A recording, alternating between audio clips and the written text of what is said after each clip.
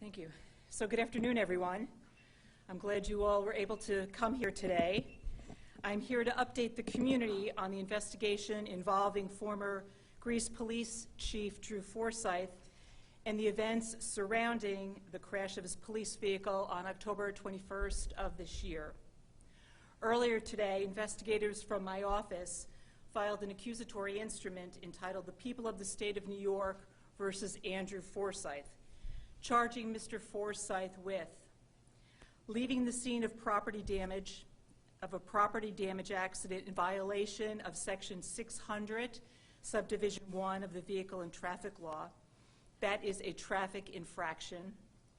And the crime of driving while intoxicated in violation of Section 1192, Subdivision 3 of the Vehicle and Traffic Law, an unclassified misdemeanor.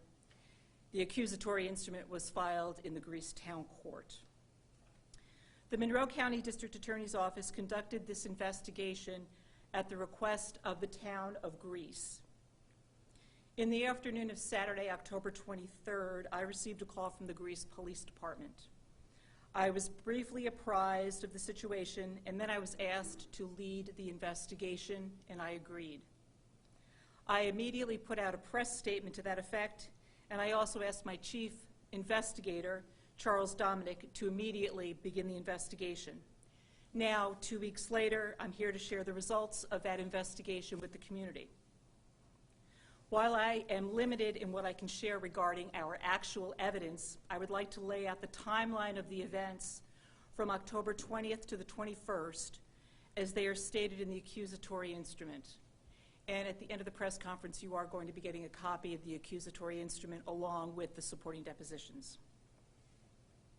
On the evening of October 20th of 2021, Mr. Forsythe attended the Signal 30 dinner for the benefit of the families of fallen New York State Police members.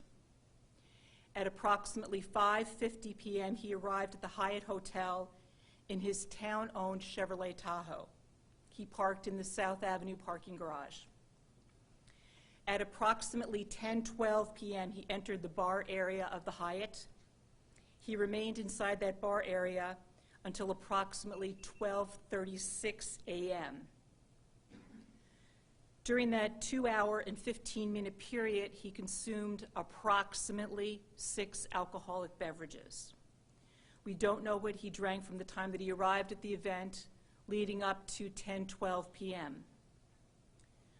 Our accusatory alleges that due to his voluntary consumption of alcoholic beverages, he was unable to operate his motor vehicle as a reasonable and prudent driver. The investigation revealed that at 12:36 a.m., Mr. Forsythe got behind the wheel of his Chevy Tahoe and left the South Avenue parking garage. As he headed north on New York State Route 390 at approximately 12:55 a.m., he struck a guardrail near the Latona Road overpass in the town of Greece. He caused damage to the guardrail and significant damage to his vehicle. Mr. Forsythe did not stay at the crash, nor did he report the crash as soon as physically able. He continued to drive north. We determined that his route of travel was as follows. After the crash, he continued north on Route 390. He exited Route 390 at Vintage Road and began to travel in a westerly direction. He turned right onto North Avenue, heading north. Then he turned left onto English Road, heading west. His vehicle ultimately halted on North Greece Road, just north of English Road. At that time, his vehicle had one functional tire. At approximately 1:43 in the morning, Mr. Forsythe called out that he had struck a deer. This was approximately 48 minutes after the crash.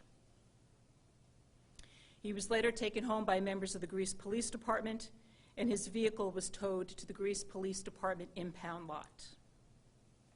The findings that I present here today are based on an investigation conducted by the excellent investigators here in the Monroe County District Attorney's Office. These investigators are retired police investigators from various departments throughout the county who conduct investigations, speak with witnesses, and work with our attorneys on their trials every day. I truly believe that I have one of the best police agencies right here in my office. As part of this investigation, these investigators conducted interviews with persons of knowledge. They reviewed reports prepared in conjunction with this investigation and prepared reports on their own. They reviewed the 911 recordings. They collected and examined physical evidence, including but not limited to the Chevrolet Tahoe, the guardrail, and evidence left at the scene at Route 390 in Latona. They reviewed documentary evidence, including but not limited to cell phone records and parking garage kiosk records. And they collected and reviewed video evidence secured during the course of the investigation, including but not limited to video secured from the Hyatt Hotel bar area, the South Avenue parking garage, and blue light camera video. Mr. Forsythe is scheduled for arraignment in Greece Town Court on December 9th.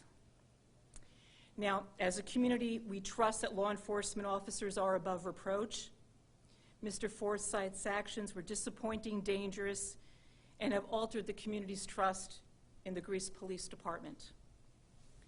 I believe that Monroe County has some of the best law enforcement officers in this country, and I am proud to call them my partners. However, police officers are not above the law. Mr. Forsythe will be prosecuted like anyone else without special treatment.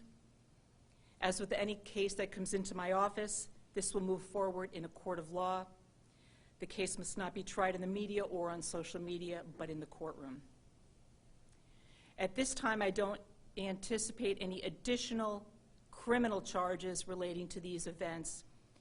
I am, however, recommending that an internal investigation be conducted by the Greece Police Department, along with changes to the department's policies, procedures, and general orders. Specifically, I am recommending to the town of Greece that they purchase and mandate the use of body-worn cameras for all Greece police officers. I am recommending that allegations of any alleged misconduct or violation of our laws be immediately overseen by an outside agency, including but not limited to any vehicle and traffic incidents involving any member of the department occurring within the town. And I'm highly recommending that an internal investigation be conducted into the members of the Greece Police Department that were involved in this incident. And I'm specifically asking that this internal investigation be conducted by an independent interim deputy chief who shall be appointed from an outside agency. And to that end, I am pleased to announce, and I'm sure Town Supervisor Rylick will continue at his 3 o'clock press conference, that the town of Greece has hired Joseph Morbido, who recently retired as the Deputy Chief of Operations for the Rochester Police Department, to lead the internal investigation. The town of Greece has been very cooperative in this matter. Any further questions regarding the police department should be addressed by them. But again, I want to thank the investigators in my office who worked thoroughly and swiftly to get this project done. And in order to maintain and build trust, I believe it was important to provide all of this information to the public. And again, it's contained in the accusatory instrument that you will get after the conclusion of the press conference. And now I will answer any questions. If anyone has any, Jane, I saw that hand go up really quickly. Did you look at all into the criminal culpability of the department or the town as part of what you did? I did, and based upon our investigation, I felt that it best to be conducted by an internal investigation where the officers could speak freely. So does that mean that there wasn't criminal culpability in your mind? It's more of a departmental type issue? It's more of a departmental issue, yes. There's clearly culpability on the part of Mr. Forsythe, but the rest should be left to the internal process at the police department. And again, that was one of the main things that I recommended to the town supervisor, that someone come in from the outside to look at it. And based on the investigation that you did and your expertise as a prosecutor for so long, should sobriety tests have been given that night? In my expert opinion, yes, absolutely. What questions does it raise when they weren't? Exactly. But you know what, those officers, they were interviewed by my office. As I said, my investigators did a very thorough job. But again, the information that they provided to us was limited, and you know, from there we could go no further. That's why it's being handled, or I'm recommending that it be handled internally. Should your office have been brought in earlier?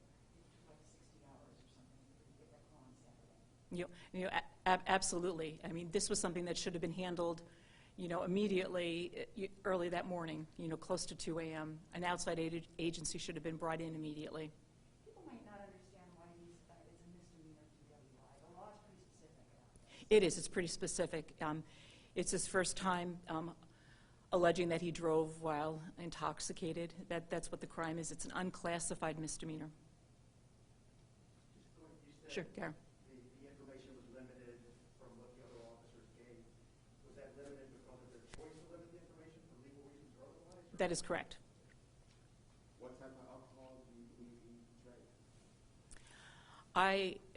From my observations, looking at the video camera, a mixed drink containing Ketel One vodka. There was also a shot. I'm not sure what that alcoholic beverage was. And the blue light cameras, where were they located, and what can you tell us about that? Like that footage you looked at? Right. The blue light camera, basically cameras, showed how he left the South Ave parking garage to 390. So it showed his route of travel. One of the things we were told early on by the Greece Police Department was that he was heading to the Greece Police Department because it was closest for him to get there. That doesn't seem like that's what that route would be. Can you try to clarify? Exactly. That's why I wanted to bring this down to you today to show you. You know, so we're alleging, and this is based upon evidence that we collected during the course of our investigation. You know, we had, you know, several investigators working on this. It appears that when he got off at Vintage Road, instead of making a right-hand turn and going east, where he could have gone to the Greece sub-precinct, he did not do that. Instead, he turned in the opposite direction and headed west.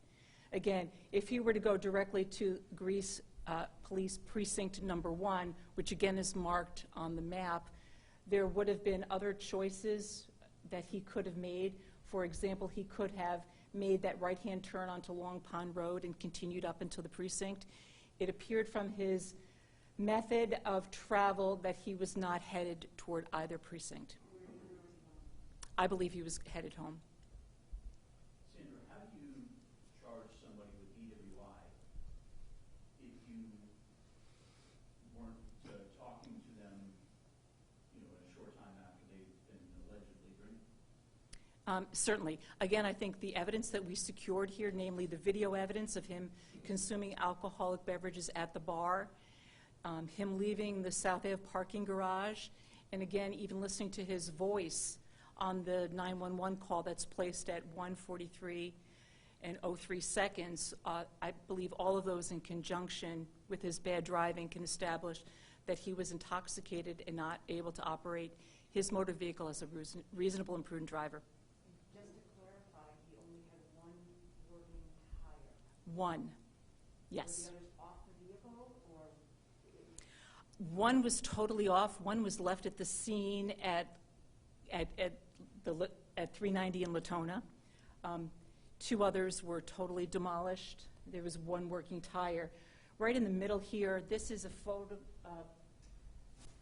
photograph taken from video that was supplied to us from a church on Vintage, and that is actually the sparks flying from the car as it headed down Vintage Road.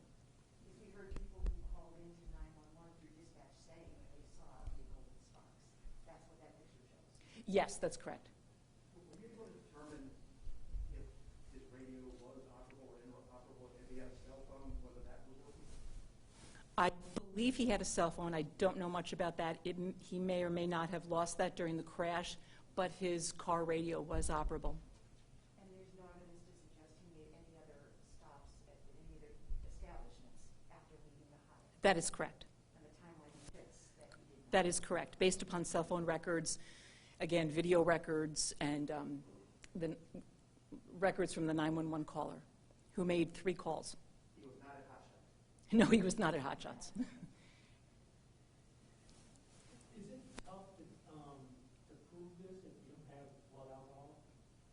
Well, there's 2 ways to prove someone was intoxicated: through common law, 1192-3, or through a breathalyzer. That would be charged as 1192-2. Here we have, I'm making common law allegations in the misdemeanor complaint.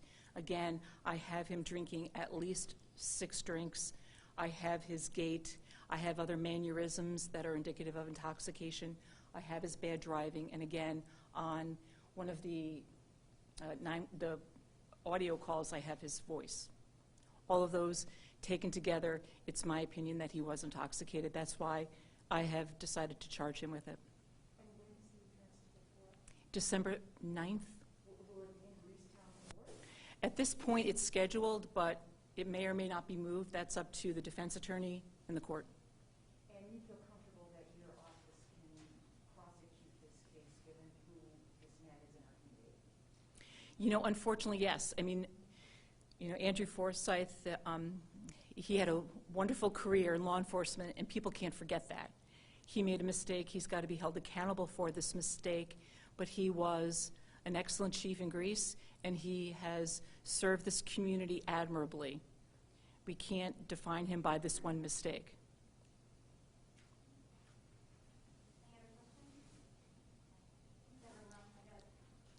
And Callie has the accusatory. Thanks for coming.